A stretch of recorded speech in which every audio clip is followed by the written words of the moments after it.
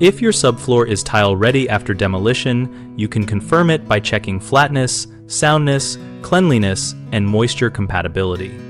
Start by inspecting for residual thinset or mortar, and remove any high spots with a chisel and hammer until the surface is even with the surrounding subfloor. Run a long level or straight edge across the floor in multiple directions and note gaps.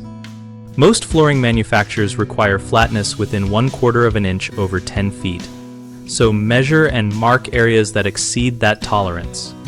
Tap the subfloor with a mallet to listen for hollow or loose spots, and fasten squeaky or loose sections with screws every 6 inches along edges and every 8 to 12 inches in the field for plywood. If joist spacing is wider than recommended, add blocking or adhesive-backed underlayment to stiffen the surface.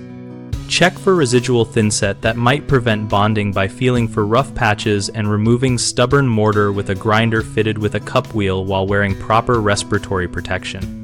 Test moisture with a calcium chloride test for concrete subfloors or a reliable moisture meter for wood.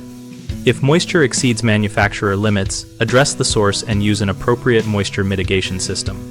Finally, vacuum thoroughly and wipe with a damp mop to remove dust.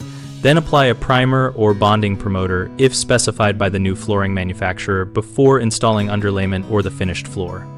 Common problems are uneven high spots left by old mortar, loose or squeaky subfloor panels, and subfloor moisture issues.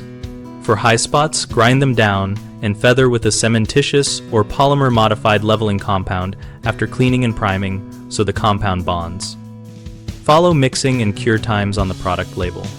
For loose panels, drive ring shank screws into the joists and add adhesive beneath panels to eliminate movement. Then recheck flatness and screw spacing to prevent future creaks. For moisture concerns, identify and repair the source, such as leaks or vapor intrusion, allow the subfloor to dry to acceptable levels, and use a moisture barrier or remediation system if readings remain above the flooring manufacturer guidelines. BigHomeProjects.com connects homeowners with local contractors by letting us search listings and read community discussion threads about best practices and experiences related to preparing subfloors and installing new flooring.